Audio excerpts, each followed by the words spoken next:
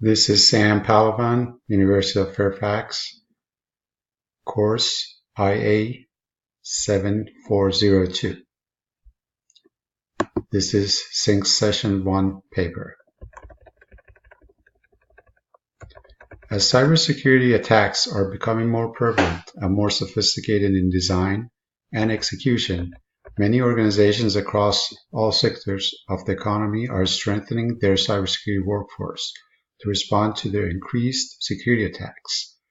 As of April 3rd, 2019, there has been a report of 1.76 billion leaked records. Also, it is expected that the US-based organizations to spend $11.5 billion to cover damages that result from ransomware attacks, like the WannaCry ransomware attack of 2017. These alarming numbers call for cybersecurity defense strategies beyond relying on just recruitment of a talented workforce. Fortunately, these alarming statistics have encouraged the U.S.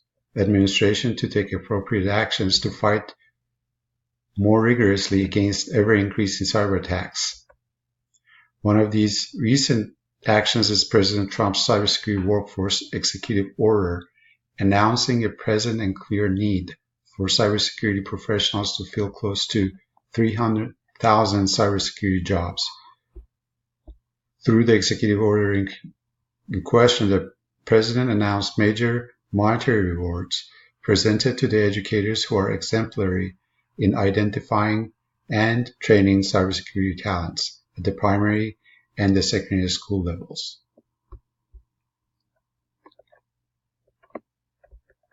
Similarly, it is not surprising to see an equal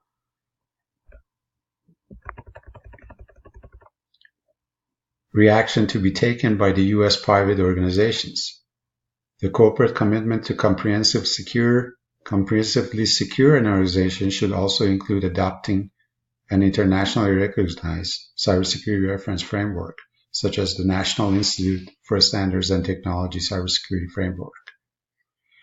The other vital component of an organization's commitment to safeguard its intellectual asset is a clear documentation and presentation of the organization's cybersecurity governance. In the context of the cybersecurity governance, creating a well-defined document that explicitly describes all cybersecurity roles and responsibilities should be considered as one of the highest priorities for the cybersecurity professionals. By employing these well-defined roles and responsibilities, an organization can achieve a better staff accountability. For instance, this accountability helps the business to identify the responsible team member in cases of a negligence that causes a significant security incident. In general, the purpose of the information security governance, a subset of corporate governance, is threefold. A, it provides a strategic direction for security activities. B, it ensures that cybersecurity objectives such as effective risk assessment is completed. And C, it reassures that the resource management objectives are fully achieved. To properly organize and form an information security governance, corporate boards must mandate development and maintenance of an information security framework that supports and is intrinsically linked with the business objectives. In healthcare, for example, the foundation of information security governance has encouraged medical practices to introduce a revolutionary transition toward paperless protected health information systems.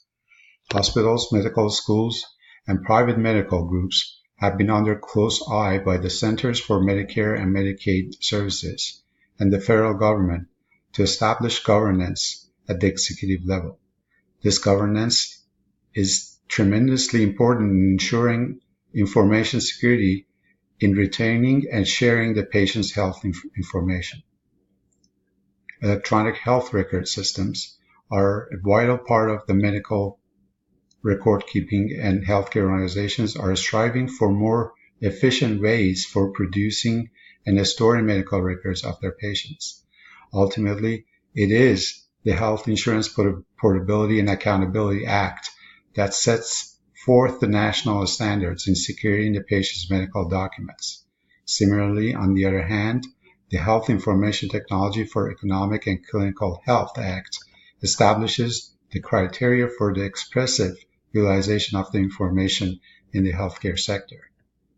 Even though the federally mandated acts such as HIPAA and HITECH can enforce the standard of adoption of policies and can enforce the standards set of rules on medical practices across the nation, there could be some significant methodological differences in strategizing a cybersecurity plan in non-healthcare organizations. Although some private non-medical organizations could voluntarily adopt two well-known cybersecurity frameworks such as NIST, CFS, there's a choice between long-term and short-term cybersecurity programs. For example, a 5-year plan might be prudent and sufficiently detailed to comprehensively cover all technology solutions the organization employs. However, due to a rapidly advancing technology, a 5-year plan should be less favorable, as it cannot foresee the shift in use of more modern solutions in years ahead. For this reason, short period plans, i.e. a 3-year plan, should be preferred over long-term plans. This concludes Sync Session 1 paper by Sam Palaban.